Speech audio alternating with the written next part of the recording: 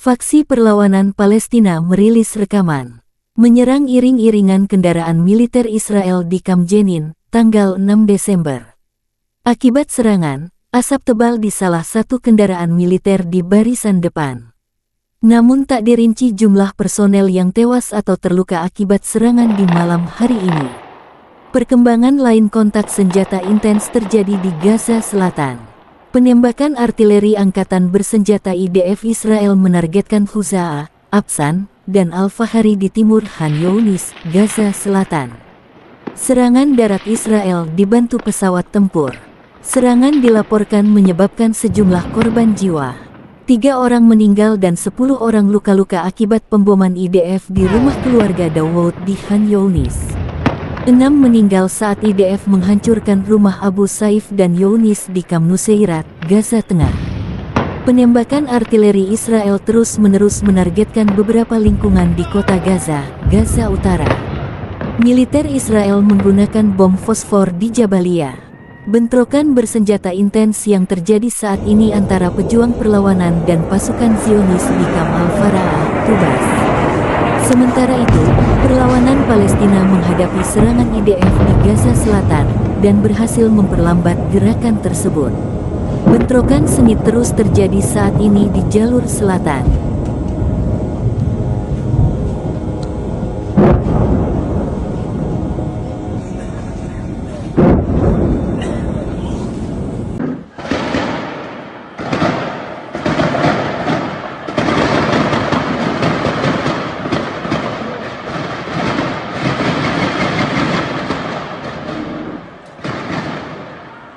Pasukan pertahanan Israel dalam pernyataan resminya tanggal 6 Desember mengklaim serangan di jalur Gaza pasca gencatan senjata sukses besar. Serangan gabungan IDF bekerja sama intelijen Israel ISA mengklaim menetralisir sejumlah komandan dan anggota senior Hamas dari Brigade Jalur Gaza Utara dan Brigade Kota Gaza. Brigade Jalur Gaza Utara adalah brigade terbesar kedua dari organisasi Hamas. Komandan Hamas bersembunyi di terowongan yang terletak di bawah pemukiman sipil dan dekat Rumah Sakit Indonesia selama serangan tersebut. Dengan bantuan dari Direktorat Intelijen IDF dan ISA, tentara IDF melenyapkan Komandan Brigade Ahmed Al-Gandoor, Wakil Komandan Brigade Wael Rayap, dan operasi senior lainnya, termasuk Komandan Batalion Pendukung Brigade, Kepala Pasukan, Departemen Dukungan Teknis dan Operasional, dan petugas observasi untuk jalur Gaza Utara. Demikian pernyataan resmi IDF. Ahmed Al-Gandoor menjabat sebagai anggota lingkaran dalam sayap militer Hamas. Al-Gandoor bertanggung jawab mengarahkan dan mengelola semua operasi Hamas di wilayah jalur Gaza Utara. Sejalan dengan tersingkirnya para komandan di Brigade Jalur Utara, Komandan Batalion Beit Lahia, Komandan Batalion Jabalia Tengah, dan lainnya juga dieliminasi dari unit ini.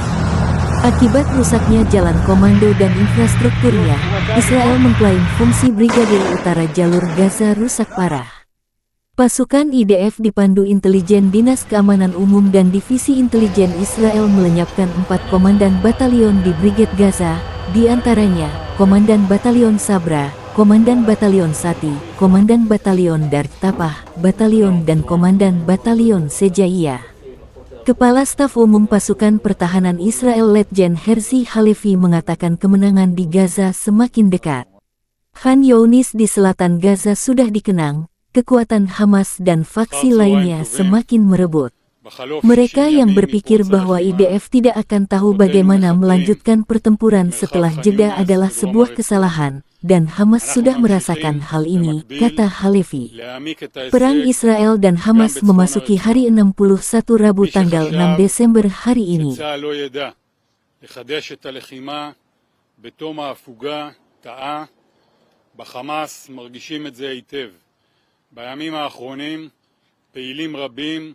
ובהם מפקדים בכירים בחמאס חוסלו.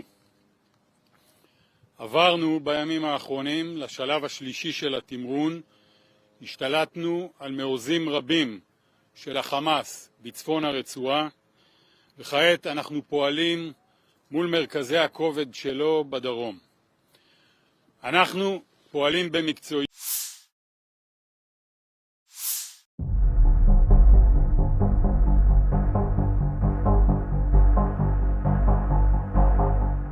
Presiden Turki Recep Tayyip Erdogan meyakini Perdana Menteri Israel Benjamin Netanyahu pada akhirnya akan diadili atas kejahatan perangnya di jalur Gaza Palestina. Ia pun menjuluki Netanyahu sebagai tukang jagal Gaza. Demikian disampaikan Erdogan dalam pidatonya di pertemuan Komite Organisasi Kerjasama Islam atau OKI di Istanbul. Ia mengecam keras kekejaman Israel terhadap warga Palestina. Menurutnya Netanyahu harus didakwa oleh Pengadilan Internasional ICC atas tuduhan kejahatan perang. Erdogan pun mencontohkan seperti Presiden Serbia Slobodan Milosevic. Milosevic diadili oleh pengadilan PBB di Den Haag dengan tuduhan mengobarkan konflik berdarah ketika Yugoslavia runtuh pada awal tahun 1990-an. Dia meninggal di selnya sebelum pengadilan mengambil keputusan. Dalam kesempatan itu, Erdogan juga mengecam negara-negara barat yang mendukung genosida Israel di jalur Gaza. Ia mengatakan negara-negara barat yang memberikan dukungan tanpa syarat atas perang Israel yang telah menewaskan lebih dari 15.000 orang dapat terlibat dalam kejahatan perang. Erdogan mengkritik sikap barat yang menurutnya buta dan tuli soal kebrutalan gempuran Israel yang membabi buta ke jalur Gaza. Dia juga turut menyoroti sistem PBB dan menuding 5 anggota tetap Dewan Keamanan PBB menghalangi upaya untuk mengakhiri kekerasan.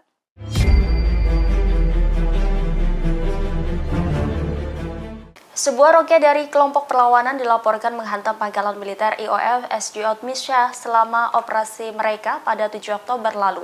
Pangkalan SDOT Misha diyakini menampung banyak rudal berkemampuan nuklir milik Israel. Meski demikian, Israel tidak pernah secara resmi mengakui keberadaan persenjataan nuklirnya. Demikian sebagaimana laporan The New York Times mengutip seorang penulis Relay Mellon pada Senin 4 Desember 2023. Relay Mellon meyakini roket Hamas menghantam pangkalan militer SDOT Misha yang terletak di wilayah pendudukan tengah. Dampak roket tersebut tidak langsung mengenai rudal, namun memicu kebakaran di dekat fasilitas penyimpanan rudal dan persenjataan sensitif lainnya.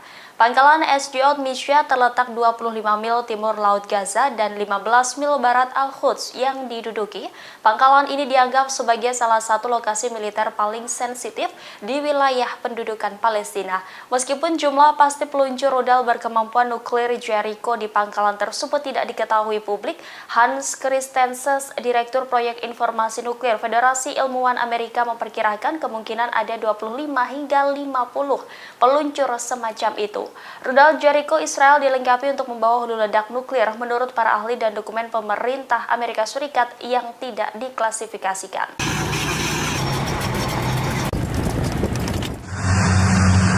Otoritas Kesehatan Palestina mencatat setidaknya ada 15.523 korban tewas di jalur Gaza Palestina sejak perang pecah pada 7 Oktober 2023. Pasukan pertahanan Israel mengklaim lebih dari 5.000 militan Hamas tewas dalam serangan brutalnya di jalur Gaza. Diketahui militer Israel telah memperluas serangan daratnya di Gaza Selatan. Israel juga dilaporkan terus melancarkan serangan ke daerah-daerah yang dianggap aman dan memerintahkan warga di selatan jalur Gaza agar segera mengungsi. Diketahui Israel melancarkan serangan intensif di kota Han Younis di Gaza Selatan pada Senin 4 Desember malam. Pasukan Israel menyerang sasaran yang terkait dengan Hamas di jalur Gaza. Mengutip AFP, seorang pejabat Israel yang tidak disebutkan namanya mengatakan bahwa IDF yakin jumlah korban tewas di Gaza yang diklaim Hamas cukup akurat, di mana lebih banyak warga sipil yang terbunuh daripada anggota Hamas akibat dari pemboman Israel. Militer Israel memperkirakan dari 15.000 korban tewas, 5.000 diantaranya merupakan orang yang berafiliasi dengan kelompok militan Hamas. Pejabat Israel itu juga menuding Hamas menggunakan tameng manusia sebagai bagian dari strategi perangnya.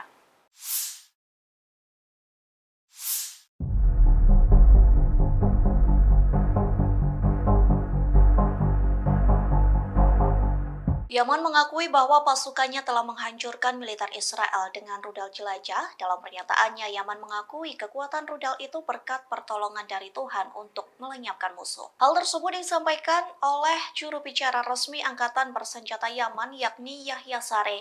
Adapun pernyataan itu disampaikan Saree melalui akun X pada Rabu 22 November.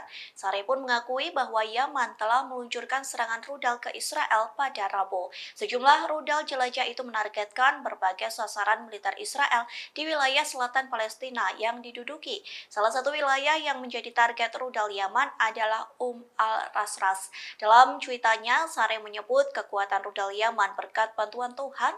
Selesai serangan rudal tersebut, Sare menegaskan angkatan bersenjata Yaman tidak akan berhenti dalam agresinya.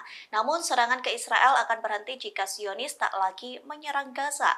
Yaman menjadi salah satu yang gencar mendukung Palestina dalam perangnya dengan Israel. Bahkan pada pekan lalu, Yaman telah membajak kapal Israel di Laut Merah.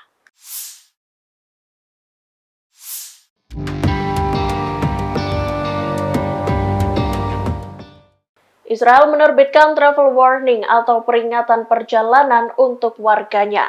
Travel warning ini merupakan bentuk peringatan pada warganya yang akan bepergian ke luar negeri. Peringatan tersebut juga ditunjukkan bagi warga Israel yang sedang berada di luar negeri agar selalu berhati-hati. Dikutip dari Tribun News, seorang pejabat Dewan Keamanan Nasional Israel atau NSC mengatakan tingkat ancaman terhadap warganya di 80 negara telah meningkat. Travel warning itu dirilis bertepatan dengan peningkatan hasutan, percobaan serangan, dan manifestasi anti-Israel yang meluas. Ada potensi kekerasan yang disebut belum pernah terjadi sebelumnya. Dikatakan sejumlah negara barat seperti Inggris, Jerman, Prancis yang semula dalam kategori aman, kini berubah naik ke tingkat bahaya level 2. Sama seperti Brasil, Argentina, Australia, dan Rusia yang juga berpotensi adanya ancaman. Kemudian Afrika Selatan, Eritrea, Uzbekistan, Kazakhstan, Kirgistan, dan Turkmenistan dinaikkan ke level 3 atau ancaman sedang. Di level itu, warga Israel disarankan untuk tak melakukan perjalanan ke wilayah tersebut. NSC juga memperingatkan agar warganya menunda perjalanan ke negara-negara dengan tingkat ancaman tinggi atau level 4, seperti Timur Tengah atau Kaukasus Utara, negara-negara di sekitar Iran, dan beberapa negara Muslim di Asia. Sementara Indonesia sendiri termasuk dalam rilis NSC tersebut. Indonesia masuk dalam kategori Mixed Travel Warning, yakni level 3 dan 4. Itu artinya menurut NSC ada peringatan ancaman yang berbeda untuk sejumlah wilayah di negara tersebut. Di situs NSC disebutkan bahwa wilayah Papua Barat, Kepulauan Sulawesi, Sumatera, Provinsi Aceh masuk ke level 3, sedangkan Jawa memiliki tingkat ancaman yang tinggi yakni di level 4. Download Tribun X sekarang, menghadirkan lokal menjadi Indonesia.